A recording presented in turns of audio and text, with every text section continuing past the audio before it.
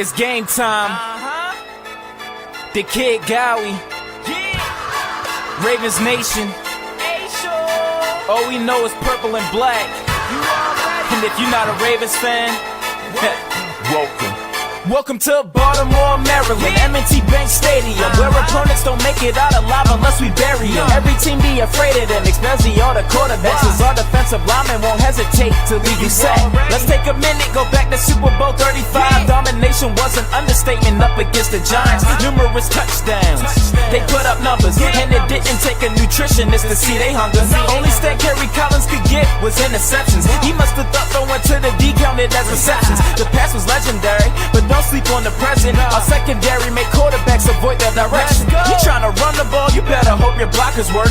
You can juke, you can spin, but your destination's the turf. This is a man's game, being soft will get you hurt. Watch the defense force a fumble and the fans go berserk. 17 weeks, only one league out of 32 squads. No one's messing with our team. We all bleed black and purple, you can check our IVs. Raven Nation fly high, watch us all spread our wings. Put your game face on, embarrass the competition. You ain't talking about the greatest if the Ravens aren't mentioned. Screw every other team, cause those dudes are whack. In Baltimore, the only thing we know is purple and black. Go! They always win when the championship's on the line. So if you hoping that they failed, then you really wasting your time. Going that's the 49ers, I'm pretty sure they remember when they made a comeback, but weren't declared the winners. 2 rings down, but you know they won't stop now. If the opposing D's caught slipping, you know exactly how that goes. That's another deep connection for 6 points in the end zone. The stadium goes wacko as Ravens put in work. Pittsburgh Steelers, that still curtain is looking more like a skirt. So tell me who they say is gonna beat them Bengals? Who used to be the Browns until they relocated? Ravens, they are one of the greatest. There's simply no denying it. To beat them, bringing your A game's a requirement. With the youth of the team, I bet they still be dominating, even after the greatest linebacker's retirement. 17 weeks, only one league out of 32 squads. No one's messing with our team. We all bleed black and purple, you can check our IVs. Raven Nation fly high, watch us all spread our wings. Put your game face on, embarrass the competition. You ain't talking about the greatest if the Ravens aren't mentioned. Screw every other team, cause those dudes are whack. In Baltimore, the only thing we know is purple and black. Go!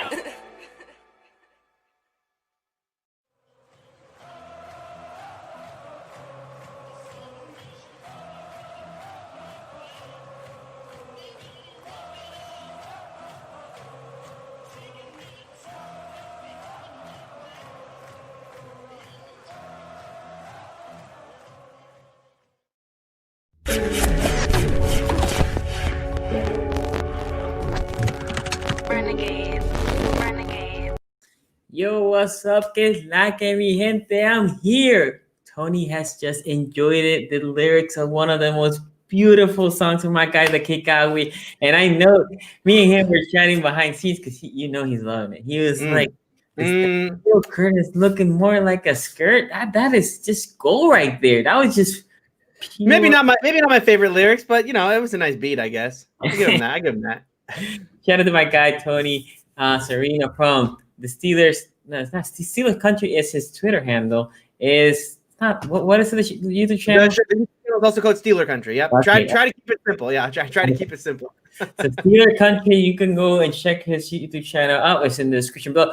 One thing, and tomorrow the announcement will go. The AFC North Talk will take a little bit of a break. We'll come in the last week of February, probably February 23rd. So go check us out when we come back. We're gonna take a little break. We have been producing a lot during this time, twice a week for more than an hour live show. So we're just gonna take a break here. Probably the next break will be just before the season start.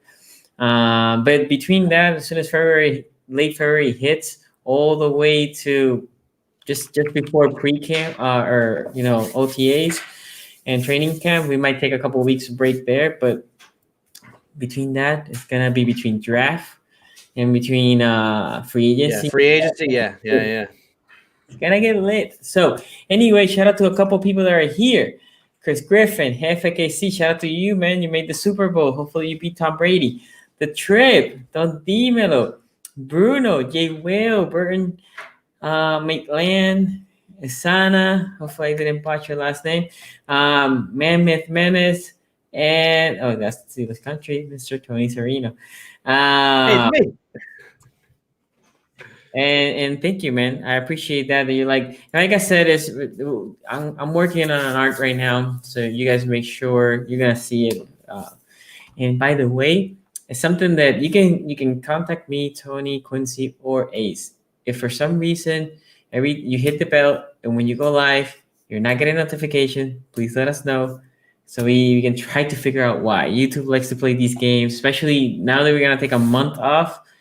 Be sure you had that bell because YouTube might say like, these guys are not that active, and then they're gonna de-rank us. I'm just letting you know things like this happen. Yeah, make sure you subscribe. Make sure you hit the notification because you will be notified. Okay. Oh, and then Raven, shout out to you, brother. Oh, Spencer, the realist, and a lot of you guys here. Shout out to all of you. Thank you for your live stream. Look, before I start this video, one thing that I want to say, I have 2 videos on the shelf right now that are going to be dropping very soon. One is regrading the Ravens 2018 draft and regrading the Ravens 2019 draft. Spoiler alert, the 2018 draft might be one of the greatest ones, not because of Lamar Jackson. The 2019 draft might be one of the trashiest. And 2019 was a bit of a miss. Yeah, for us, it wasn't completely horrible, but not great. And that was the first Eric DeCosta's draft, and 2018 was the last Ozzie Newsom's draft. That's just so be checking that out. Is coming in the next week or so. Tony, how you feeling, brother? Doing well. Happy to be here. Happy to talk Steelers, Ravens. And my boy Matt Canada got hired today, and I'm supporting my boy here. And we got the Senior Bowl coming up. Practice starts tomorrow, so excited to talk to you about that as well. Now, I have to ask, are you watching soccer right now? I am watching soccer right now, yeah. I can see in the reflection behind your head. Oh, can you? Yeah, right here. I had it on my second monitor. The game just ended. Spurs win 4-1 in over Wycombe.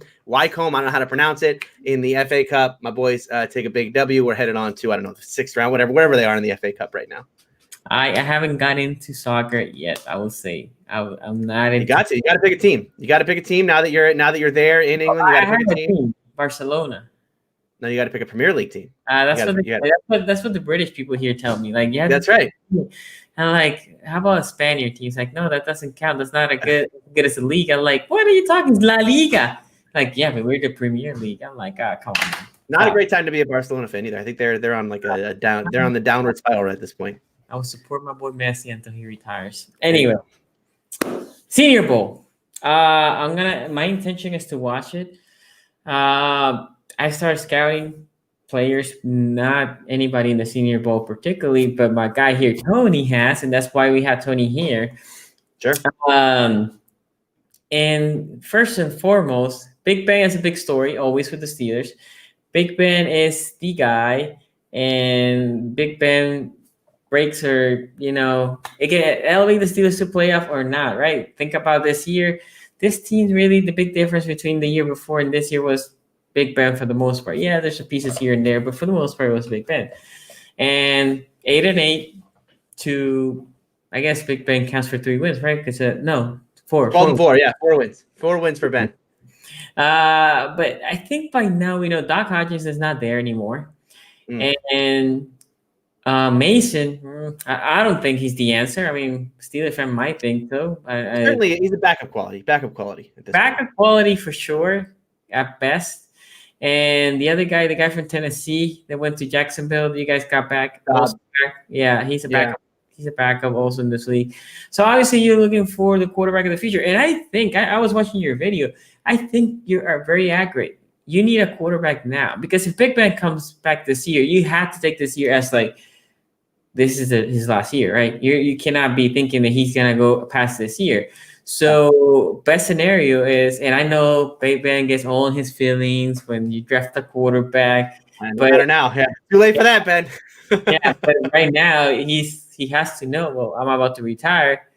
Right. What else are you gonna do? They had to plan. Yeah. So, saying that, are there any quarterbacks this year that you can see in the Senior Bowl that you like, that you think the team can potentially draft to sit down? Like, the reality is, the Steelers, where they are in the draft, you're not going to take one of the top quarterbacks. Essentially, you're taking a guy that you're hoping a year into sitting down, he can definitely be a potential starter for you guys. So are there any quarterbacks right now that you guys like? Yeah, there are a couple. And it's unfortunate because Kyle Trask was one of them, the kid from Florida. He's not going to actually play at the Senior Bowl. He has an ankle injury now, so he won't be in there. Yeah, Haskins, by the way. Yeah, that's right. It's a great. I have a video going up on Haskins either tomorrow or Wednesday. I think it's going to be about the whole quarterback situation. But Haskins, I know Steeler fans are high on Haskins. He was the worst He was the worst quarterback in the league last year. And we talk about Josh Allen reclamation story. It's not going to be that. Before you keep going with that, were the Steelers high when he was over there in Washington, or they suddenly got high on him when he became a Steeler? No, I think he was one of those guys who, the Steelers always do their due diligence on quarterbacks, especially now with Ben's age. So they've been doing that for a couple of years. And supposedly, like Tomlin did during the pre-draft process, they did like Haskins. So but again, Sonny, I don't know. I've watched enough. I didn't watch a lot of Haskins tape, but I've watched enough to know. I don't think it was just a scheme fit with him there. And you look at the numbers, and especially some of the more advanced numbers, completion percentage over expectation, EPA per play. He was the worst quarterback in the league last year. So, he's a flyer. Sure, the Steelers are buying super low on him. I mean, they got him on a futures reserve contract. They announced him in the same time they announced signing Dax Raymond, the tight end. So even the Steelers know, this is a shot in the dark. We'll see what we get. But, at the end of the day, he's going to be a camp. Haskins has the tools. The problem with Haskins, I feel like, is commitment, maturity, right? Can he put the time? That is the big thing. Because he has the body, he has the arm. He reminds me a lot. I might get a lot of flack with this comparison, but Jamarcus Russell. Jamarcus Russell had all the tools, but the dude didn't put the time, right? He was very mature. He was the first overall pick, so a lot of pressure, but he was not to that, right? He was like, I'm here. He was more like, I show up. What do you want me to do? I show up. I'm here. That's all I had to do, right? I'm here. Give me the damn ball. I'm going to throw it. No, you have to read defenses. There's so much complex, right? Football's a very complex game. So Haskins has that same feel like, I'm here. What do you want me to do? Oh, we're winning. Selfies. Yeah. Selfie. And then, and I was talking to Quincy about this the other day because I got a video coming out on Wednesday on his channel talking about the future of the Steelers. And, he and I were talking about this, Haskins, I agree with you. I think Haskins is as much of a problem off the field as he is on the field. And a lot of that is the preparation stuff. But, this is a kid who and I don't want to read too much into this, but, we talk about the Steelers and their Twitter antics. I mean, he did get on Twitter as soon as he signed with the Steelers, photoshopped himself into a Steeler uniform, picked a number, right? And was all like, the reclamation starts here. It's like, no, the reclamation does not start by you signing with the Steelers. The reclamation starts by you getting in the room and learning the playbook and dedicating yourself to this. The fact that you got signed is nothing at this point until you put in the actual work that it's going to take to redeem yourself and redeem your career. Especially when the Steelers have no commitment, right? There's no assets in there. The Steelers can cut you tomorrow and they don't lose anything. They didn't lose any money. They didn't lose any cap room. They didn't lose anything. So at this point, you just have to do your work. Look, I'm rooting for the kid, right? He's a local kid in Maryland, but I mean, I want him to do goodish if he's a Steeler now. But the reality is he needs to put the work. That's literally all he needs. Yeah, I think the Trip said it right. Motivation. Where's the motivation? That's where it lies. Shout out to Asmodeus. Thank you for those $2 McChickens. There you go. I appreciate that. There are my chickens here. I'll take it for a burger. I prefer the burger than the chicken sandwich. But hey, I'll take those $2 and go to McDonald's. Anyway, so we derail here a little bit with Haskins. But yeah. So quarterbacks in the Senior Bowl that you like, and what do you like about them? Well, I think number one is Mac Jones. Look, Trask and Jones for me are in that kind of tier 2 of quarterback, right? We know the tier 1, the Fields, Lawrence, Wilson, Lance. tier 2, and tier 2 is pretty much a day 2 type prospect, is Mac Jones and Kyle Trask. Now Trask is going to play, so we won't know anything about him more. And I think he's really going to get hurt by that because this was his one chance to prove that he could do it at a place other than Florida, throwing to guys like Kadarius Toney and Kyle Pitts. But for Mac Jones, it's a lot of the same issues with Trask, which is, how much can you do outside of structure, and B, how much of your success was just based on the fact that you were throwing the ball to Devontae Smith and Jalen Waddle and handing the ball off to Najee Harris. And again, we talk about out of structure. So much of what happens in the NFL these days is quarterbacks being able to create after the play breaks down, and you don't see that from a guy like Mac Jones almost at all. And so that's going to be a real question mark for him, and he's going to certainly be asked to do some of that at the Senior Bowl. The other guy to watch for, I think, is Sam Ehlinger, who, look, Texas is back and all this crap. No, they're not. And even with Sarkisian, they're probably still not going to be back. Yeah, hook 'em horns. Ehlinger at times during his career looked like, oh, maybe this guy could sneak into like round 2 or something like that. And according to Matt Miller of the Draft Scout, he's got a new throwing motion, so maybe that improves him at the Senior Bowl. There's buzz that he could be a talk, but I would be shocked if he was a day 2 type guy. And then the last one is Jamie Newman. Jamie Newman was supposed to be Georgia's quarterback this year. He ends up sitting out the entirety of the 2020 season.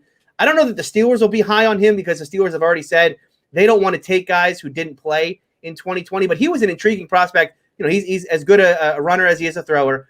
And that's certainly, what we're looking for now at the quarterback position. And so, for Newman, it's about going out there and proving like he still got it, because he was a guy who was thought of as being that day 2 type player, but maybe even sneaking his way into the first round. So he needs a big Senior Bowl to kind of prove that he still got it. Yeah, let me go here. And yes, so my intent is to have some live calls at the end of this conversation with Tony. If we had time, Tony will stay for some of the calls. So, hey, Mary, shout out to you. Thank you for doing a live stream. Okay, so we're done with the quarterback. Obviously, Ravens fans are like, we don't need a quarterback right now. I'll say from our Ravens fans, I actually like our backup quarterback situation with you. Trace McSorley actually looked decent when there's limited chances he had. Yeah. And Huntley actually, for undrafted quarterback, he held his own. I mean, it was good. He's your duck. You got your own duck. Congratulations. Hey, for a backup quarterback that is undrafted rookie. That's right. He didn't look bad. You can't ask for more than that. I mean, my goodness, how many undrafted rookies? He got throw in the playoff game, right? It wasn't like regular season. Playoff game on the road. Anyway, so quarterback for the Ravens, I don't think it's a drafting. Not a draft. So probably a veteran if you guys get one, right? Yeah. I think a veteran would be at most vet minimum. Not even argue to, because we are trying to save money. Right now, we cut our long snapper that for years been here. I think it was 11 years because he was making either the most or near the top of the long snappers, which is not like crazy money, but he was up there, and they're trying to save money so they can sign other players. Yeah. But let's talk about, wide receivers, because that's what the Ravens love to hear. Of course. Loaded wide receiver class. Loaded. Every year, all we hear from the Ravens fans is, what is the write-out? What write-out are we getting? Yeah. Tell me, Tony, what write-outs are out there? What do they do good? What are they not that good that you have there? Well, okay, so I know Ravens fans in particular are looking for the kind of bigger. Well, right? That's Sonny. Sonny wants the bigger. Yeah. Sonny wants the prototypical. 6'4", 250. He's going to go up there and get every jump ball. Beautiful, that type of player. I don't think that player exists in this draft. Although you could make the argument. The kid from LSU, Terrence Marshall, maybe, and then there was the kid from Michigan, Nico Collins, the Rashad Bateman. Well, Rashad Bateman, I don't think is like 6'4". He's like 6'1". What? Okay, hold on. Bateman, I think, is 6'1". Although we're not going to get a combine this year, so we'll never actually know how tall these kids actually are. We're just going to go by whatever they write on their college website, which we just have to take that as fact this year. I don't get it. But there's no combine this year. No, so that's why the Senior Bowl is so important, and that's why you're seeing this is a loaded Senior Bowl. We got not every good wide receiver is going to be here, but we got a ton of really good ones. Devonta Smith is going to be there. He won't play, but he is going to be at the practices, so he'll be able to talk to the Miami Dolphins and pitch himself as the third overall pick. Nico Collins is going to be there. Tylan Wallace from Oklahoma State is going to be there. My two favorites are Shi Smith from South Carolina, who, right in the mold of a Deebo Samuel and Bryan Edwards. I mean, again, South Carolina just does it. It's like they just have a factory of that kind of wide receiver and just push him out of the system. I'll take that kind of receiver because that's a tough look. I would say 6'4", 230, 240. That's what Sonny wants. But also, the other guy. I don't know if you're gonna get that guy though in this draft. But a guy that I will take also is a AJ Brown type of guy, which he is not that big, but he's super strong, great hands. He's a molar. He fights for the ball. That's the type of guy. Oh, fuck, man. This thing gets me his height in meters. Now I have to figure out how much. The other guy they bring up in chat, which I forgot to mention, who will be at the Senior Bowl, is Kadarius Toney, who is an explosive receiver out of Florida.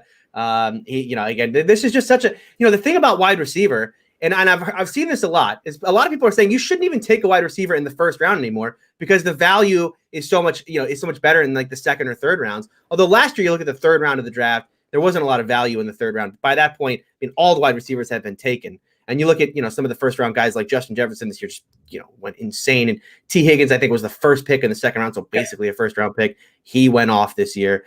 So I think we're going to have this forever now. I don't think this is going away. I think every year we're just going to have loaded wide receiver class after loaded wide receiver class. The way college football gets played, it's the way that they're developing kids. It's the position of need. By the way, so he's 6'2", the kid from Minnesota. 6'2". That's not bad. And he's good. He's very, very good. I know. I like him. I'm going to do a whole scout on him. But yeah, anyway, keep going. Well, the thing I like about Bateman, by the way, get to know some of these advanced statistics like dominator rating. There's the status, it's dominator rating, which is the percentage of yards and touchdowns that go to you as a percentage of your total offense. And kids who get over 45% and have a breakout age, which is when they first get a dominator rating of over 25, I believe it is. If it's below 20, then these kids are like guaranteed superstars, right? I mean, you can go back and look. Bateman hits both of those to a T. In fact, Bateman's dominator rating, I'm going to pull it up right now. Bateman's dominator rating was 43, and his breakout age was 18. This kid broke out at 18 years of age, right? So he's young and he's good. He's great at a young age. I think Bateman might be the most can't miss candidate. And I know we're in the same draft class as Jamar Chase, and everyone's going to fall in love with Jamar Chase and Devonta Smith too. But I think Bateman might be better than both of them. The Ravens cannot afford none of those. And I think Bateman, because I see some mock drafts having him going all the way to Baltimore. Bateman? Yeah. I think Bateman's gonna go to like early 20s. Because I think what's gonna happen, the reason this is how Bateman can go to Baltimore. And if you get 5 quarterbacks or so in the first 10 picks, and then you get 2 or 3 O-line in the first 5 picks, and obviously you're gonna get a couple of DBs there, and now you still haven't talked about Smith and Chase, the guy from LSU, right. and now Bateman is there, right? But still, I think Bateman is a guy that you have to maybe go up a little bit and get him. We also talk about Jalen Waddle, who is, we talked about Henry Ruggs last year and how much people fell in love with his speed. Jalen Waddle might be. We're not going to get a test this year, so we're not going to know. But like Jalen Waddle is incredible, and might be even better than Ruggs. At the same kind of receiver. Let me say this before I go. The trip, shout out to you, man. Thank you for the donation. Dylan Wallace, I like him. Miles Bookings are big. Yeah, Miles Booking doesn't play like a big. That's the problem with him. Yeah. Will says Jonathan Adams Jr. out of Arkansas State is a name to watch out for.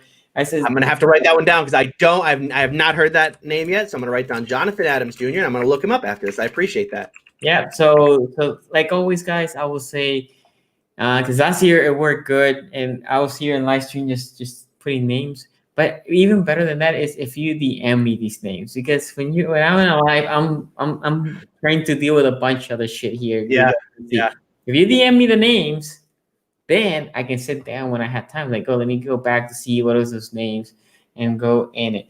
But okay, can I give you one more wide receiver that I absolutely love in this draft? My favorite guy. He doesn't fit your mold at all. In fact, he's like the anti-Sonny wide receiver. He's 5'9", 190. Okay. But Dwayne Eskridge from Western Michigan, incredible player. He put up in 6 games this year, he put up 783 yards and 8 touchdowns. A monster out of Western Michigan. Played both outside and in the slot. He's a really fun player to watch. I don't know. A guy that I was very high on and has been disappointing, which is Andy Isabella. I was very high on Andy Isabella. Those numbers sound very similar to Andy Isabella. I watched the tape. I fell in love over there in UMass. He was killing the smart kid over there, even though he was tiny frame, this little tiny white boy just running all over these people, and he was crap. What I was gonna say about the combine, not having them run, the good thing with that is now you can just look at tape, because I feel like there's too much coaches that fell in love with the beautiful body and all these beautiful metrics that you put out in the combine. Yeah. Good example is Boykins. Boykins ran a hell of a combine. Really good sub 40. And now he's 6'5", I think he is. So body, speed. But problem with Boykins, and I have said this forever, he doesn't play as fast. He's fast straight line. As soon as you tell him run this route, he goes 10 times slower, right? And that's a problem. I prefer watching game speed on tape, and that tells you way more than what the combine. Yeah. Although I got in trouble with this. I got in trouble with this last year because Chase Claypool was the opposite of that, which is Chase Claypool is the guy who ran well, and you watch his tape and you're like, this guy runs 4.4. There's not a chance in hell this guy is a 4.4 wide receiver. Okay, you watch the tape and you say that. Then you watch him in the NFL, and it's like, okay, maybe I was wrong. Maybe he is. I had a theory with Claypool though, Tony. I went back and Claypool had like a good 4-week run. In the any other Colts game? Don't take away the Colts game. He had a good 4-week run and maybe a game or two here and there, and then the rest he was like, right? Yeah, but he didn't get enough snaps. You have to look at it as a percentage of his snap count because his snap count was way down. I got it. I'm just saying what I saw. Like, it's gonna be interesting his second year. Definitely gonna be interesting his second year because Juju's not gonna be there. Yeah. So he's he's gonna be asked to do a whole lot more in year 2. Yeah, for sure. Yeah, because even Deontay Johnson, think about that. He's and I know he's your boy. He's a roller coaster. Well, yeah, but I'm with you on that. I'm at the point now where like I think Deontay should be like the number 1 guy. Like he should be at that point now where we're talking about him. Like, wow, is he top 15? Is he top 10? Like that's where I thought we would be with Deontay right now. Instead, with Deontay, I'm like, I don't know if I can trust him. Like, do the Steelers need to take a wide receiver in this draft, not just to replace Juju, but like just in case Deontay doesn't work out? Because what's going on with that kid? And Deontay's, I feel like I thought at the beginning that he was going to be better suited for the outside, but I think he's better suited in the inside, in the slot. He's so good off the line. So good off the line of scrimmage. I think they want him on the outside. Yeah, but the problem is hands, right? I know. And then in the slot, even though you're crossing to the middle, those passes in theory are shorter. That should be easier to catch. And the outside, then I guess you're gonna put Washington in the outside. Another guy that I don't trust. He makes a great plays and he drops an easy one here. I don't know what they're gonna do with Washington this year. It's strange. Yeah. And then even Claypool has to drop C sometimes. And we have in the AFC North talk about nauseated about Ebron, right? He's always had the drops. So that's where they got it from. You notice these guys had sure hands until Ebron got on the roster. You made a great point there, Sonny. Listen, Deontay never had these problems. No, he actually did. He's had them his whole career. Well, one other guy they point out in chat, Jason Moyer pointed this out, Rondale Moore. But here's the problem with Rondale Moore, Jason. Okay, because I like him too. Dominator rating 36, breakout age 18. He's 5'9". He's 5'9", 180. I don't want another one. Sonny is all out on that guy. He's all out on Rondale Moore. Because I can't. It's biting me in the ass. Look, and Ravens fan knows that I didn't want Hollywood Brown. And there's a video of me and Lou streaming live, and when the Ravens called Hollywood Brown, we're like, oh, fuck. The reason that I didn't like Hollywood Brown was what I seen to the NFL all the way to the last 4 games, which has surprised me. Dude catches the ball, and he has like let's say like a 3 feet radius. Anybody goes near that 3 feet radius, he lays down. Like, don't touch me. Yeah. Right. So the problem is, where's the yak yardage? In the last 4 weeks, he was more aggressive, right? My comparison to Hollywood Brown, and I think this is pre-draft that year, and I think has been, and you can tell me if I was crazy. I think it's still a very good comparison. Was Deshaun Jackson, right? And I think he's still very similar. He needs to bulk up a little bit more to get to Deshaun Jackson, but that Deshaun Jackson was a boom bust guy through his NFL career. He would have a game and he's like, dang, nobody can stop it. And then the following game, he's like, did this dude even play? Yeah. Right? That is what Hollywood Brown is. And again, Andy Isabella. Oh my God, I was in love with Andy Isabella. and he let me down. And then I loved Duvernay. Like I was competing hard for him, and I mean he was a late third round pick last year. So year one they barely used him. I don't put any stock. Now I want to see a progression this year. I think he's going to be used as a slot guy next year. So we'll see how Duvernay plays. But yeah, man, I just the 5'9" guys, they have to be super special. You know where they thrive? In New England if they have Tom Brady. Yeah. Yeah. Well, then now it's Tampa Bay, right? Scotty Miller or whatever. That play, this is derailing the podcast. Yeah. But that play, I'm watching that play and they're going for it. I told my wife, like, she's like, why are they going for it? Like, what makes sense? They're just gonna throw a Hail Mary. If they pick it, whatever. If they bat it down, whatever. It's gonna be 6 seconds, right? All they have to do is prevent defense, right? And then, if anything, put more people near Evans, right? Which had a horrible game. Or whoever Kevin King is covering, that's who they need to roll coverage towards. But the problem is they didn't even play prevent. They play like 10 yards deep. Who the hell is the D coordinator in Green Bay? This is not on King. The D coordinator has to know King is trash. He cannot keep up on a go route, right? Because it wasn't like Miller did anything fancy. It was just straight, right? Nothing fancy, straight. Right. And he beat it like by 3 feet.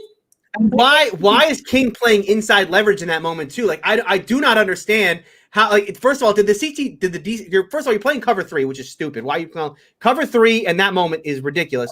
Why are you doing cover 3 with your corner with inside leverage? What are you doing? I mean, that might be on King. That might be on King. It might be on King, right? You're right. No, you're right.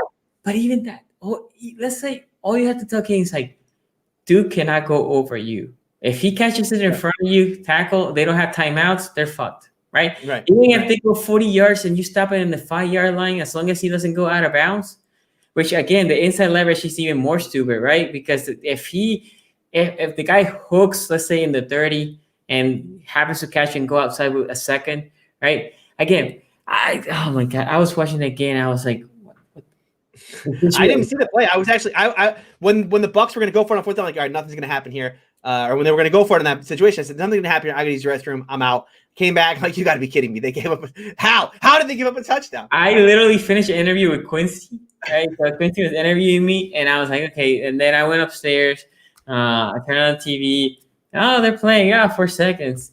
And again, my wife's like, why are they going for it? So I explained to her, and then boom. And again, I was like, how, Packers? You want to lose? Is Tom Brady paying you under the table? How are you leaving this dude that wide open?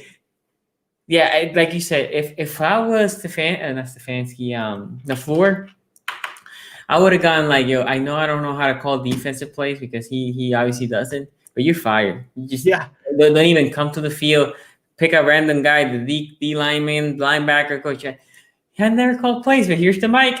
Go. How bad does whoever's backing up Kevin King have to be to not see the field at all? Like, you don't even try, because Kevin King was getting picked on all day. Last play of the game, they go right to him, which I didn't like the call there because I thought they were letting him play. It was a foul, but like it was a penalty, but they were letting him play all day. But still, you knew they were going to go to whoever Kevin King's covering in that moment. Jair Alexander, by the way, had like no targets. They didn't target Jair Alexander. Why did you target him? So yeah, but why? But then roll coverage. All you got to do is roll coverage to whoever King's covering you. I mean, so my problem with that play, and then again, I know, guys, we derail ourselves. Yeah.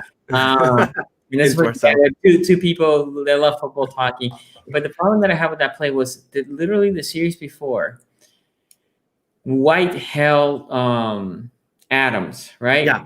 Adams going an inside route in the middle, and White held him. Was the hold as hard as the one that King provided? No, but still, a holding is a holding. And that would have been 1st and goal from the 5 or whatever. Yeah, right. Literally change that can change the game because now you have 4 more targets. Although LaFleur was, how do you not go for it on 4th down again? It's just, remember, guys, when I said the Bills didn't beat the Colts beat themselves because coaching was atrocious. That's what the Green Bay Packers game was. The coaching was atrocious. Anyway. And by the way, I have a lot of takes with the Bills because I think the Bills, I think Josh Allen played a hell of a regular season, and in the playoffs, he was okay at best. Oh, he wasn't okay. He wasn't okay. He was very worse than okay. He didn't have a great game against the Colts. Nope. He had a great game against the Ravens. For all the shit that people are talking about Lamar Jackson, I said it in the AFC North talk. He only Allen threw only 40 yards more, and he threw like 15 more attempts in an extra quarter, and only 40 more yards. And then he wasn't great against KC, right? So I know people are trying to overlook all this shit, but the reality is Allen did not have a good playoff run. The team had a good playoff run, right? The team beat the Colts. The team beat the Ravens. Obviously, they lost to Kansas City, but the team really didn't beat them because of Allen. They beat them despite of Allen. That's how I saw it. The Colts beat themselves. In the case of the Ravens, obviously the pick six was the momentum that completely changed that game.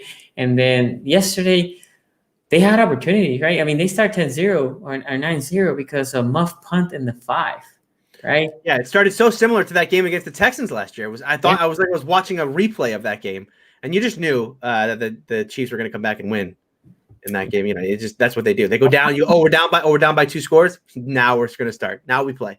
How disrespectful is Patty Mahomes that he had the under not even the show. He was like under. The underhand touchdown is so disrespectful. I mean, at that, you got to fight him. I think at that point, someone on the D lineman just has to go on like, we're fighting now. Your underhanded touchdown, okay? All right, you fight. I watched that. I was like, oh my god, this is the next level troll, right? Like this is you have to respect Patty Mahomes. Dude is amazing. Okay, yeah. So we keep talking about wide receivers. I'm gonna make a video of Bateman soon too, guys. I think he is so far, with the limited scouting that I've done, I think he is the best receiver so far that I've seen that we can obtain. I have not done Smitty, I have not done Chase, and usually I don't scout much of those because why? Yeah, they're not going to be around. Exactly. Yeah. Why waste my time? But go back to the Senior Bowl. Any other guys that I should watch for, Tony, that are at least 6 feet? Give me a 6 feet. Don't give me. There's one more. Well, yeah, there's one more. He's going to be at the Senior Bowl. Someone pointed out in chat. I think it was Bruno actually. Surratt, I don't know how to pronounce it, but a wide receiver from Wake Forest. And this is a guy, and this is one of the big things for the Senior Bowl this year. You have the guys who sat out all of 2020, and now they're getting their chance at the Senior Bowl to say, yeah, I'm still here. By the way, I'm still around, even though you don't have tape on me for a year. Please, remember me. He fits right in your mold. He's 6'3", 215. He's exactly what you want. Put up big numbers. He's a tough cookie. He's not a stocky like Boykins. He's got big numbers there. He's 44% dominator rating, breakout age of 20. So, it's right around where you need to be. I don't think he's projected to be like a day 1 type guy or even a day 2. He might even fall to like the 4th round. But we'll see. Because again, this is what happens though, is guys who were thought of really highly freshman, sophomore year, they sit out this year. Well, now all of a sudden you're going to start tumbling down draft boards because guess what? Guys are putting up great tape. Dwayne Eskridge puts up great tape in 2020. He's going to shoot up the draft board. So Surratt's a guy to watch this week at practice. He needs to show out to get back up into where he wants to be, I'm sure, as a day 2 pick. Oh, man. I can remember a Wake Forest draft that we had to. Also a sub 5'10" guy, Campanaro, a local guy that people love him. And he was decent, right? He had his flash, but injuries hurt him. I think the problem with Campanaro was injuries. That's also the problem with those under 6 feet tall, slimmer guys. Injuries. Okay, so we talk about the wide receivers. We talk about the quarterbacks. Let's talk about. Oh, by the way, let me do this too, because I'm gonna forget, and people are gonna call me after the show. It's like, oh, what happened? If you want to be in the show, please text the numbers there on the screen: 443-292-2337. If you call it, I'll ban you. But if you text, I'll call you back when the time is right. Because I don't have a big board to put you on hold. I don't have a producer here. My producer is the wall. As you can see, that's my producer. So I don't have a producer here getting the calls. All right. So if you want to be in the show, please text, and I'll have you in the queue for that. Okay. Let's talk about O-linemen. Yeah. Specifically, the Ravens need a center. We have 100 guards on the depth chart. We have a hell of a 2 tackles and then no backup tackle, which is fine. I guess you can draft another one. Like I said, I guess we have 1 backup tackle. And like I said, we have like 1,000 guards. I think between those 1,000 guards, you can find 2 above average starters, and they're very young. Centers, I have a guy a Macari that got the Skouras. That's how you call the Yips now. You got the Skouras. Skouras a free agent, thank God. Macari got the You're not Skouras. bringing him back? You're not bringing Skura back? Fuck no. And you got this, and Macari got the Skouras because there was 2,500 people. Maybe it was 5,000. It was too loud, and I couldn't snap. So obviously you cannot be a center. Maybe a guard. I got to. Bill's Mafia. They're breaking tables out there. It's, you know. Nah, Get can't, you, man. can't do that shit. So and then we had the backup, the play against the Steelers, and he held his own. TCC, and you know why he's great? What is that? Tristan Colon Castillo. I don't even know what was the school that he came from. You know why he's great? He Rican. He built tough. We don't have that many Puerto Ricans in the NFL, but dude is Puerto Rican. He's a Raven. Obviously, he must be good. Shout out to Script. $10 donation. The people. I'm hoping Edie looks at Wallace wide receiver, Ed Jordan UAB, Teron CCU. I don't know who he is. Guard Haney. Haney, Notre Dame makes good guards or good linemen in general. And 3, maybe. And third, maybe's Edge, Janarius, FSU, freak athlete, low production. I hate Janarius, that. Yeah, he's gonna be. Yeah, I don't think he's gonna take high though.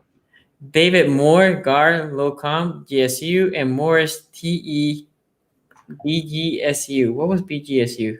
That's Bowling Green. Bowling Green. I was like, it's not Boston College. But anyway, right? BGSU Bowling Green, BGSU Bowling Green State. Trip. Yes. What's BGSU? It's not Bowling Green. It's got to be Bowling Green. I hate the freak athlete with low production. I've seen too many of those fail in the NFL. Too many of those, right? I would say usually college that I look for, and then with this, I'll let you talk about the centers and got it. Bowling Green. Trip confirmed. Bowling Green. Nailed it. You nailed it. Usually the schools that I think are the best of making linemen. Wisconsin's amazing. Yep. Iowa is pretty good as well. And Notre Dame, I feel like those are the top 3 schools in linemen. Yep. I'm not saying that nobody else makes linemen. I'm just saying those 3 schools in particular are really, because Bama linemen come very hyped and usually underperform in the NFL. That's right. And the reason for that is because, my goodness, these guys are like hyped to the moon. Okay, and you're playing in a good system there. Understand, you're playing with a bunch of talent. Quarterback's gonna get rid of the ball because they got their receivers are gonna get open. Your running back is going to make you look good because he's going to make people miss in the hole. And you're playing alongside probably 4 other guys who are also going to be NFL guys. So you're not going to have miscommunications and whatnot. Like it's a perfect situation to be. Well-oiled machine. But let's be real. Alabama on offense, you don't trust most of the players. They give you here and there really good wide receivers, but not every year either. Like every other year, they will give you a good wide receiver, and every so often they give you a superstar like Julio. But Alabama, like anything on offense that comes from Alabama, I'm like, maybe. Even the running backs, King Henry might be the best one of all. But Ingram, think about Ingram. He underperformed throughout his career, right? Throughout his career, and then talk about all the other ones after Ingram. You don't hear none of them. Right. None of them. So even Josh Jacobs, who a lot of people, I was high on Josh Jacobs. Like, he's a fine player, but was he worthy of a first round pick? I wouldn't. I was on record saying like I wouldn't have touched him in the first round. So, but where Alabama makes their money is on defense, because those defensive players usually thrive and on the next level. Anyway, guards and centers. Who should I be looking at? All right. Well, let's talk about Bama. Let's start with Bama. Let's start with because I know you're really high on Bama O-linemen. I got 3 of them for you. My left guard is from Bama. I didn't have him, but he's from Bama. You can replace him with another guard from Alabama, Deontay Brown, who is a monster of a man. How big? I'm trying to find his Deontay Brown and his size here, but he's gigantic. I mean, the guy is a monster of a man. He'll be at the Senior Bowl this week. He's going to be, I think he'll probably be like a day 2 type guy, because guard is not a round 1 type player, but he's very, very good. And then you go over to Alex Leatherwood, who is mostly thought of as a tackle. And I think the Senior Bowl is going to be big for him, because there's a lot of talk that he may not be shifty enough to play tackle, but he could certainly play guard. And so you wonder if a team just draft him and say we're gonna bet high on him at guard and not even worry about the whole can he play tackle thing. Although obviously a tackle, much more valuable in the NFL. And it's certain the kind of thing with Leatherwood where you can take Leatherwood as a tackle, and if it doesn't work out, you always move him into guard, right? And then you can take him as a guard, and then hey, if you have a dire need at tackle, you could always flip him over there as well. So that's one thing to watch out for. And then at center, Landon Dickerson, who someone in the chat was saying, I want a dog at center. Well, let me tell you something about Landon Dickerson. I know he's going to be coming off of a bad knee injury. I think he tore his ACL. The guy suited up for the national championship game 2 weeks later. He was out there in full pads and actually was out there for the final plays there as they were kneeling on it. So the guy was like, I got a torn ACL, but that's not going to stop me from suiting up and at least playing a down if I can, wherever I can. Obviously not a real player. Yeah, exactly. He loves football, loves to be out there. I think he transferred from FSU, but he's very, very good. And then there's a couple other centers. By the way, Dickerson will not be at the Senior Bowl. The two other guys that will be at the Senior Bowl as far as offensive linemen that the Ravens will be interested in, Creed Humphrey from Oklahoma, which is the center from there, and then Drake Jackson from Kentucky, another center. Creed Humphrey I think was higher on people's boards at the start of the year, disappointing, so he's going to need a better Senior Bowl. Drake Jackson, he's kind of your run-of-the-mill center. He's going to be a mid-round pick as they usually are. So he's going to be there, competing right there with Humphrey, because I think those are your kind of best two centers outside of Landon Dickerson, who I think is running away right now with the best interior. Whether he's going to be a guard or a center, he'll be the best of the three. Okay, so we are gonna take some calls. I know Tony here is gonna be leaving soon. Tony, whenever you want, Yeah, I got to bounce in probably 5 to 10 minutes. Okay, so maybe you can be here for the first call, and then, well, first of all, can you hear it? You can't hear anything because I cannot hear anything either. There you go. Can you hear that? I hear the ringing. Yes. Beautiful. Hello. Can you mute the? That's something that you have to do, guys. You have to mute the stream. Hello. Can you hear me? Yes, but mute the stream. Here, you have to hear me through your phone. The phone. There, I just did it. Beautiful. How you doing, man? I'm doing good. How are you guys doing? Not bad. You wanted to call. So tell me, what do you want to talk about? I know you said some prospect. I have Tony here, the Senior Bowl expert. I wouldn't go that far, but knowledge. So ever since the Ravens season ended, I've gone full on in on the draft and some wide receiver prospects. I see you might be behind on the live stream, but I wanted to talk about some wide receiver prospects, and I wanted to pitch some ideas. Okay. So one popular thing that a lot of people I hear say about building a wide receiver core, you want to build it like a basketball team, right? And you want your big body guy, you want your possession guy, who could also be a big body guy. You also want your speed guy, your burner. We were hoping Miles Boykin would be our possession or big body guy, but that hasn't panned out. And I recently have watched film on like all the first, second round prospects at wide receiver. My favorite was Chris Olave. I thought he could be our possession guy, but sadly he's not declaring. And Rashad Bateman, he's my guy. It's not just because people keep mocking him to us, but I think he's like Keenan Allen, but a little bit faster. It's a great comp. Yeah. But they're both not really good athletes, but they're good guys. So what I was thinking was my dream scenario is we get a guy like Kenny Golladay. I was thinking Allen Robinson, but Rashad Bateman and Allen Robinson, that would be a bit repetitive. They're both possession guys, but they're a bit different. But from what I've seen, they're a bit similar. And I was hoping we'd get, this is a really long shot, but if we got a guy like Kenny Golladay and Rashad Bateman in the draft, if he fell to us, we probably have to let go of our two edge rushers. We probably have to hope that a guy like Jalen Ferguson and I'm dancing. I'm going off topic right now, but we probably, this is a bit of a long shot, but if we got Kenny Golladay and if Rashad Bateman fell to us, then that would really build our wide receiving core like a basketball team. Yeah. Kenny Golladay would be our big. Rashad Bateman would be our forward, and then Marquise Brown would be our burner. We'd have an instant top 10 wide receiving core. We'd probably have, we won't be, this would put us in a bad situation in the future because Kenny Golladay would have like guys like Mark Andrews, Orlando Brown coming up on contract, but Lamar's on the last year of his deal. If we pick up his option, we'd have 2 more years. But that, if we want to go all in right now, like the Kansas City Chiefs did, like the Tampa Bay Buccaneers, like the Bills did, I think it would be best. And we really need to start investing in our offense. Like I remember on AFC North Talk, you guys were saying the Ravens have invested in their offense, but most of them have been draft picks. For some reference, I bring up some 2018 quarterbacks. You guys might disagree with this, but I brought some numbers. Ravens in total, these guys are still on their rookie contracts. Ravens in total have spent $40 million on their offense. They've spent $70 million on their defense. Yeah. And that's really low, by the way. I'm going to give you guys the numbers for Josh Allen and Baker Mayfield. The Bills have spent $70 million on offense. That's already $30 million more, and their quarterback's still on a rookie contract.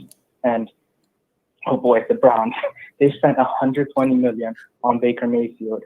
They surrounded him. I know the Ravens are really good at drafting, that they drafted good players, but at some point we're gonna have to go all in. Yeah. Yeah, Sonny, go ahead. Yeah. No, so that was my first pitch. We need to build up this wide receiving core while most of our team is still under contract. And yeah. Okay, so Esna, I'm gonna wrap your call there because Tony has to go, so I'll let him answer your question, and then I have 4 more callers behind you. Okay, but thank you for calling. I do this. Yeah, I know you're a first time caller, so I'll keep doing this during the off season. So make sure you stay tuned to the live stream so you can call in. Okay. Yeah, I found you through AFC North Talk. I wanted to say you guys do great work. I appreciate it. Appreciate it, man. Yeah. Make sure you subscribe to both channels. Okay, take care, man.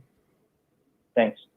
Okay, so he can listen through the stream. Yeah. I'll let you answer first because I know you had to bounce. Yeah, well, there's a couple of questions here, right? Which is number one, I know he wants to sign a free agent and draft one.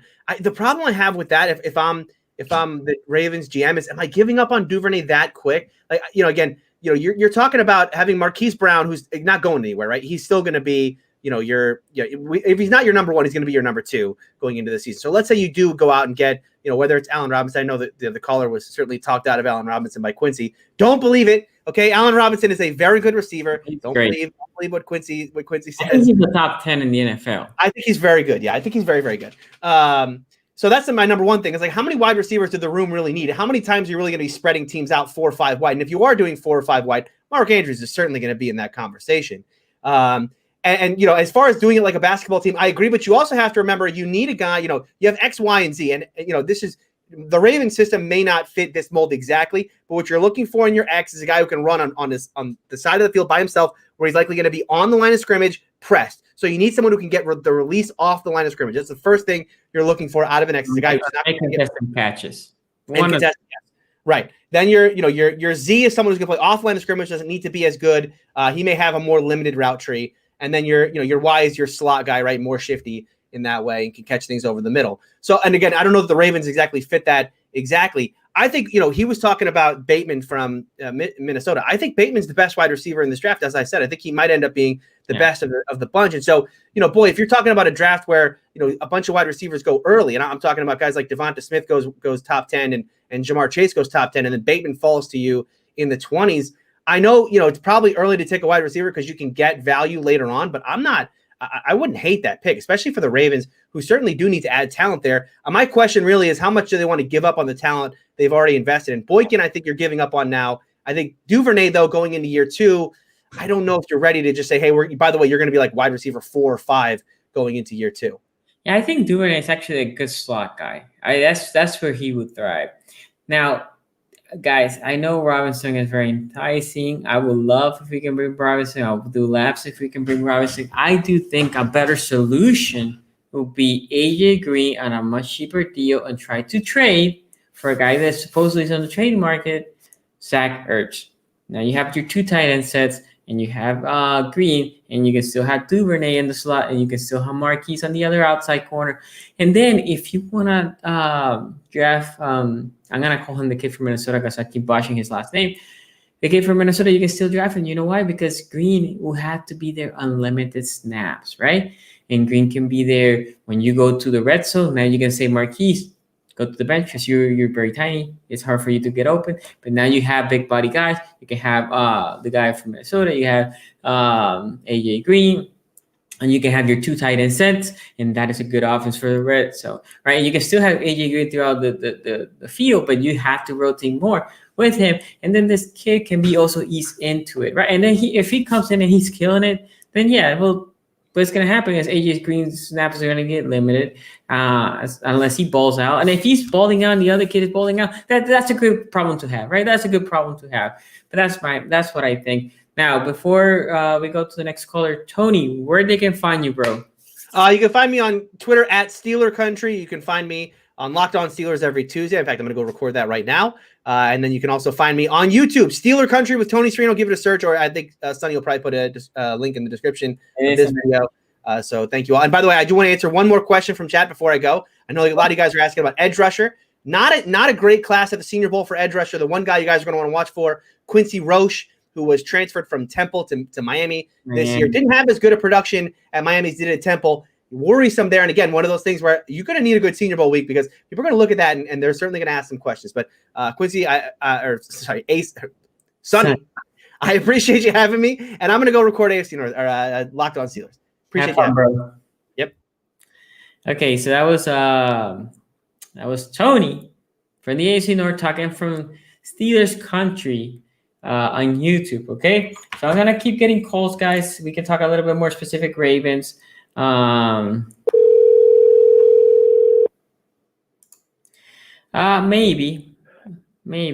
Big Reg 29. Hello. Yo, what's up? Smodius, what up, man? I hear you very far for some reason. Sounds far? Yeah. Do you have me a speaker?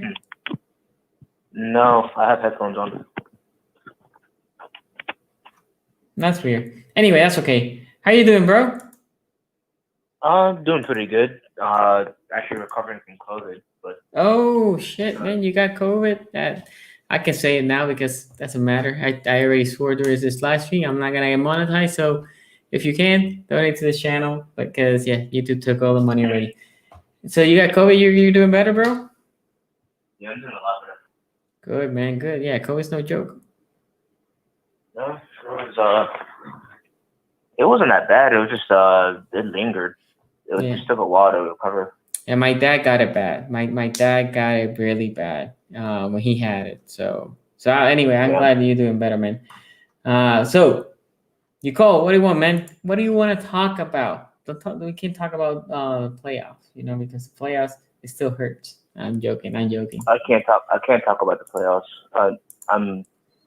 I want to fire. I want G-Road to get fired, and I want to get a new offensive coordinator.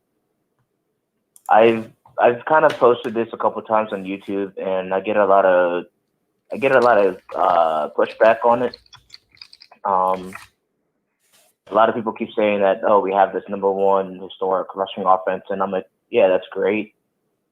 But when it's such an elementary passing attack, it's just you take away one thing like the Bills did with the rush, and you score 3 points. Mm-hmm.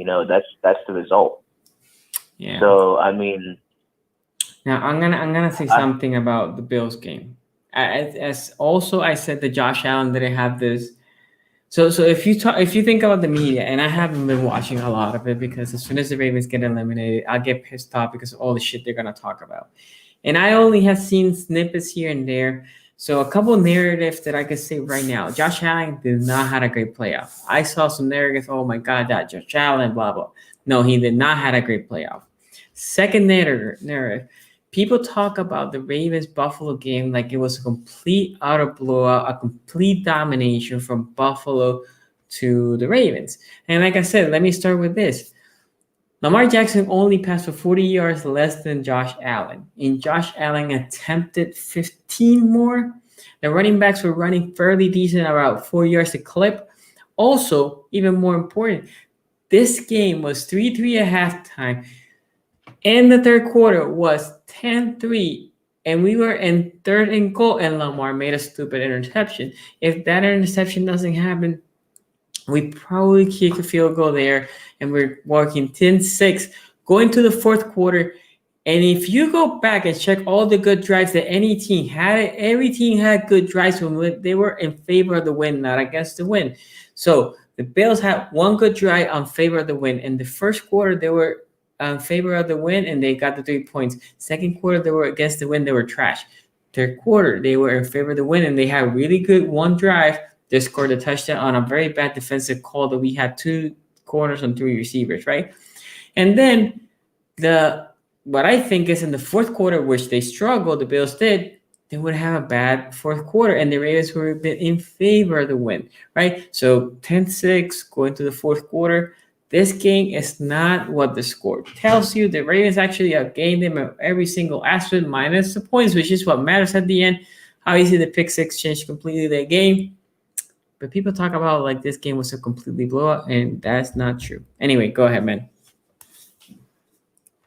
So I wasn't under the impression that the game was a complete blowout. It was definitely close for at least the first 3 quarters until Lamar got knocked out because of an injury. So, I mean, it was definitely close, But I would say that part of it is that, honestly, just the lack of adjustment from Giro, because it was clearly that the win was having an effect on the game.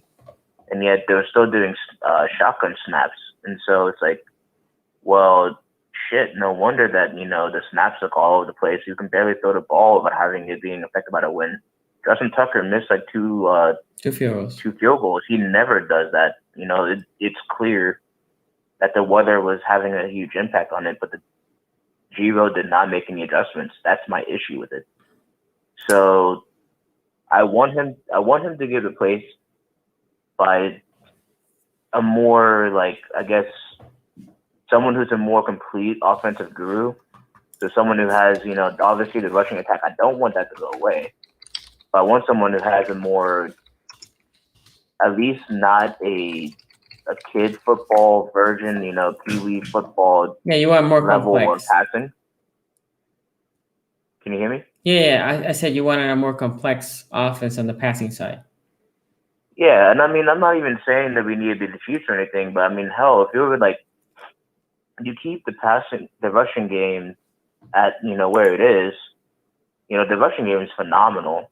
But you raise the passing game so that the team is maybe like middle of the pack, like maybe ranked 15 on the pass, not 25 or not 31st, at least maybe even high 20s, but just not complete shit.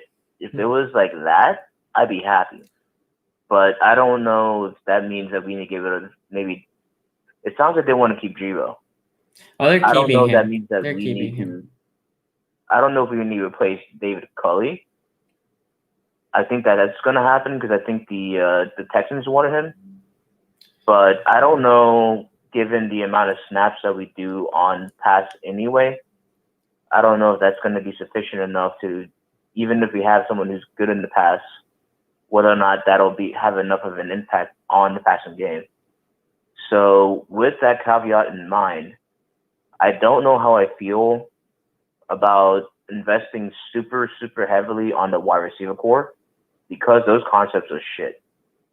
So even I feel like a lot of the issues, like for example, Dez wasn't playing. Boykin has issues, but I think Boykin, if he was under any other offensive coordinator, would at least be maybe not a top receiver, but he would at least be an average, above average wide receiver. He's not bad. I just think the concepts don't give him a lot of favors. Same thing with Duvernay. So, you got young guys who, without the guidance from Dez, they look lost because the offensive coordinator doesn't know what he's doing. So that's how I personally feel about it.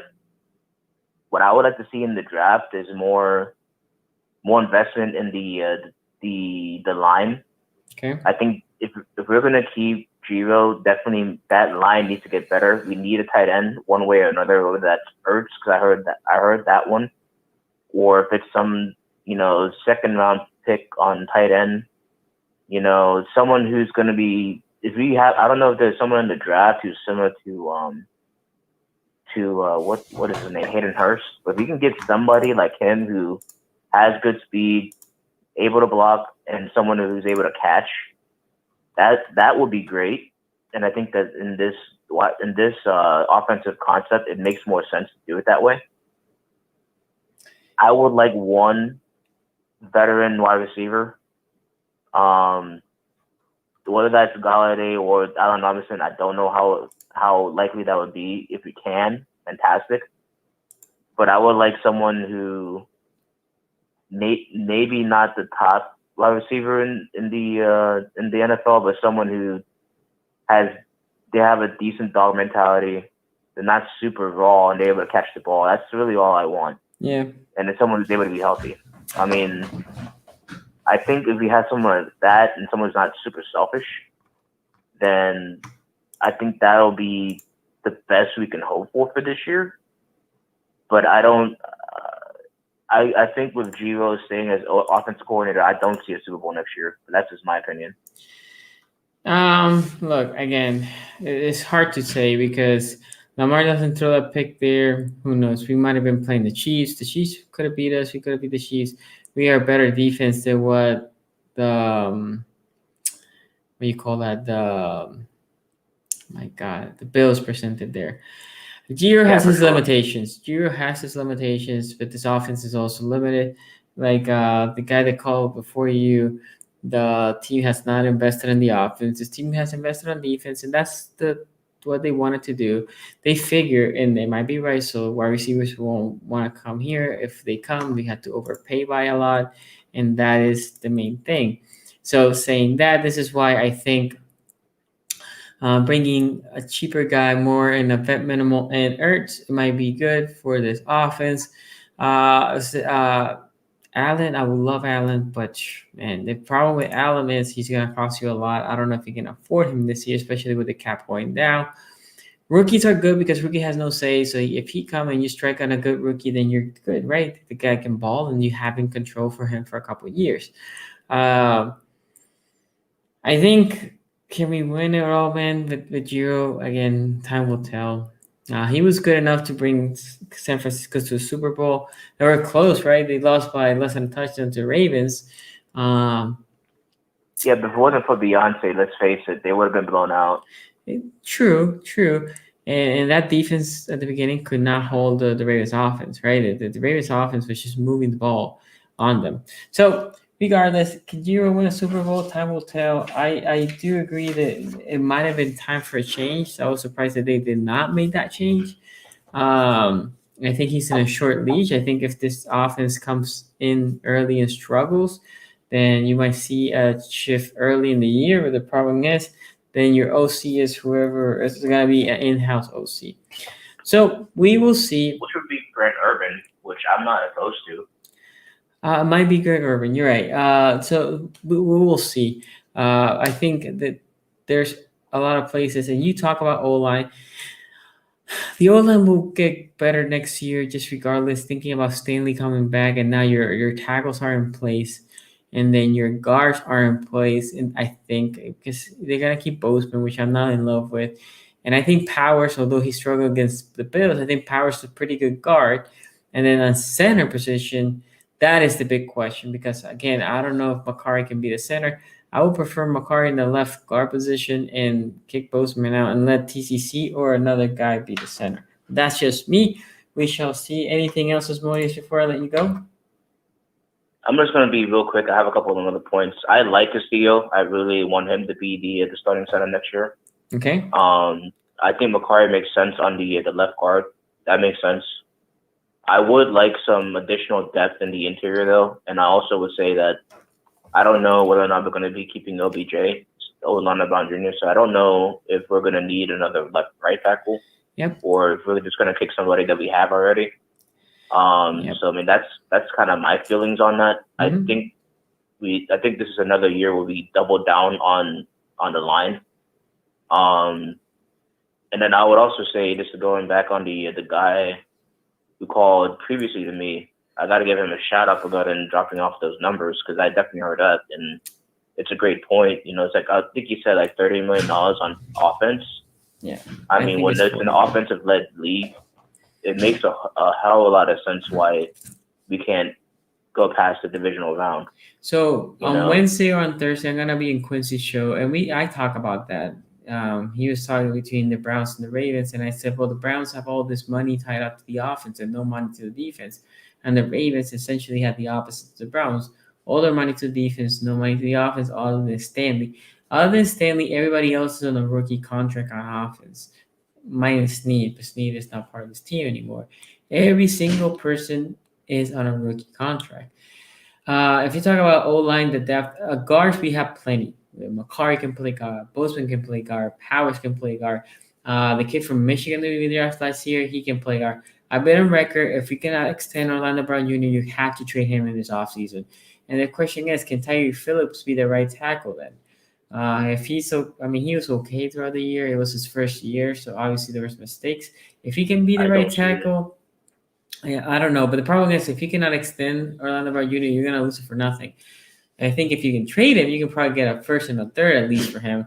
So that's the question. They need to know this stuff, because if you want to trade him, this is the off season. You trade him and you get him. I think they want to keep him. And if you keep him, then you're good in tackles. You can say Tyree Phillips, you can play guard, but you're going to be my backup tackle. And again, then you have Powers. In theory, I think they're going to start Bozeman, but if not, Makari. And you also have the kid that we drafted last year from Michigan his name is escaping me. But anyways, Maurice, I'm going to let you go because I have another call, man. Thank you for calling, bro. Yeah, man. Thanks for having me. Always, brother. Always. Take care, man. Stay safe. Take care. Okay.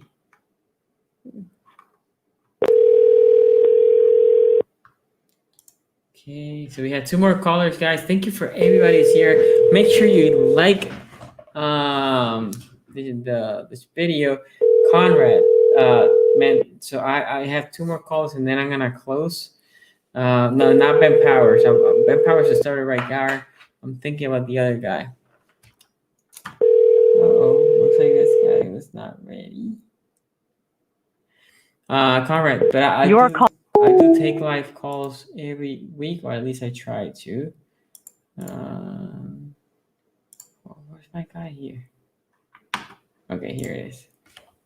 But make sure you hit this video.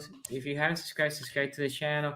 Also, check out the Dímelo, how are you, bro? How you doing? What's good? I'm good. How you been, man? Hey, man, I'm peachy here in a lockdown in England.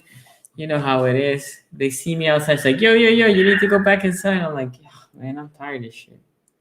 Yeah, I'm still a little heartbroken over that loss, man. It was a tough year, but it's on to next year. Yeah, it's always next year. And somebody's going to a lot of games, right? Yes, sir. I'm fucking hype. Oh yeah, you already lost the pride already. Yeah, I'm fucking hyped for next season already. Fuck that. Yeah. Just a couple things from that Bills game. I see our Raven fans, as always, are so goddamn toxic, flaming our team as usual. But listen, that O-line was our true weakness against the Bills. Obviously, that pick, if Lamar didn't throw that pick, if ifs were fists, we all be drunk. That's all I'm saying. True. But hopefully we everybody comes back healthy next season, and that's all we really need moving forward. We just need to draft some positive moves. We definitely need a couple tight ends. We need some tight ends, man. And I understand what people wanting Jerome gone, because the guy's really one-sided, and it's frustrating. Because at the end of the day, even if you wanted to open up that playbook, he just don't have it. So I think that's really going to limit Lamar. But we just need some more wide receivers. At least the ones that can catch. I understand everyone wants Allen Robinson and everything, but it's not going to happen, because that's not what we do. We just don't do that. We don't get the splashy We big have name been random. trying, though. I will say this: with wide receivers, they have been trying in the last couple of years. But I agree. I don't think we're gonna get him. Like even people saying that they want Julio. I get it, but what are they gonna get? What are we gonna give up to get Julio? I don't want Julio. The same thing with what was the other guy? The NFL allegedly blocking us from getting Hopkins originally. Like it's little things like that just tell me it's not gonna happen. Now also, people shitting on Duvernay, cut the shit out. The kid didn't even get Opportunity. yeah, that's my guy. I actually like Duvernay, but it's like people didn't give him the shot. I understand the guy didn't get 4 preseason games and he just got thrown into shit. But he actually, I think he will develop perfectly into something that we need. Now, Boykin, I know people, the guy didn't start doing things till Dez started getting a pass here and there once in a pool and then finally started going up to get the ball. But this is probably his year to prove that he's something. If not, he could go too because I'm not seeing much production. Yeah, I think we're gonna try to get a big body receiver. If not, you might see a first round pick. The problem is right now we have 3 major holes, right? One could be quasi fixed, which is the center, depending how they think about TCC. Again, I'm very off on shout out to Macquarie. Puerto Rico. Que bonita bandera. Papi, you know it. Don't get me started. But anyway, so TCC had a good game. He played against the Steelers. He had a really good game in that game, right? Yeah, he did. To be fair, Macquarie, this was his worst game, and he didn't have the yip snaps until the Skura snaps until that game. So maybe you can give him a pass, whatever. So the O-line can be quasi-fixed with health. Okay, but the problem we have is we have a problem with receiver. We have a problem on tight end because Boyle is injured. I don't know if he's going to be ready to start the season. And then you have Andrews, and then you have nothing, literally nothing. And then even more on the edge, you have Ferguson that was inactive for the last portion of the year, and then the rest are free agents, right? So your 2 major holes are edge and wide receiver. I think edge is a position that you might draft a guy, but you're going to do it by committee this year, and you're going to say, we're going to just blitz, right? We're just going to blitz. We'll see, but those are our major holes. Like, I personally feel we should bring Bowser back. Me too. I think not for nothing, he's not going to demand a lot of money, and we could easily bring him back. And that's a guy that's probably going to put But that's the thing. The problem with people in the last year of their contract, they'll start balling out or playing a lot harder, and then they get paid, and I'm gonna take a nap. I'm gonna go for it as a hostage. That's my only problem with paying people. Somebody was saying, I'm maybe gonna shut them out completely, but someone was saying, yeah, we should pay Godwin if we were gonna pay somebody 4 to 5 years. Listen, you get a big name guy, okay, he's gonna get double coverage. Who's gonna help him on the other side? Is it Hollywood? Can Hollywood keep the catches? That's all I need. It's consistency. The guy drops the ball too much, and it kills me sometimes. But I love Hollywood. Yeah, but he needs to be more consistent. You're right. He needs to be more consistent. Definitely. And to be honest, the problem is Robinson is the best receiver out there that you can get for this offense. And then after Robinson, the rest of the guys that you can see, I think you're going to overpay for somebody that's not going to produce in this offense. So then you can go back to the veterans, the AJ Greens and stuff like that. They can maybe give you a year or 2, and that could be good enough. That could be good enough for this year. Again, especially if you draft a guy like Bateman. Then you get Bateman, and then you get Green. Bateman can ease out to the starting role. Green can give you a year or 2. And again, I think then if you can trade for a guy like Zach Ertz or find another really good tight end, then you can go back to 2 tight end sets. Even if you're not running the ball, as long as they can block, they can block, they can release in the line. That will help your O-line as well. As far as getting AJ Green, see, my problem with him is his availability. The guy's been injured more than he's played, especially in the past few years. And I'm terrified unless we give him a veteran's minimum, give him money. But any other team could easily overpay for him, and he's gone. That's the problem with certain players like that. That they can easily grab a big contract from a scrub ass team, and now we're like, we're here with our hands, just waiting. Yeah, I mean, if you bring Green, it will have to be for limited snaps, right? So we'll see. Exactly. But then in those limited snaps, is he really gonna produce? Because automatically, someone that's limited snaps, I'm a double team him anyway just to do it. And then you'll need that other wide receiver to capitalize on that opportunity. But who's that guy? So it's a decent sized hole, but ultimately, I really think our O-line healthy prevents a lot of nonsense from happening to Lamar, especially when they're crashing the O-line like that, blitzing the hell out. Listen, I don't care even if Mahomes was getting blitzed 1,000 times in the game, he wouldn't get a pass off. Like, it's not consistent. You can't really expect your wide receivers to catch anything from a quarterback when he can't even get the ball off because all he's trying to do is breathe. So it's very stressful. Very, very stressful. With Judon, I really don't think Judon's coming back. I know he shot down that whole I want 20 mil because he's definitely not worth 10. And so we definitely have a lot of holes to fill in. At least I could say our corners safety situation we're pretty good there, but we definitely could improve that room too. Yep. Mm-hmm. Yeah, we'll see, man. Anything else?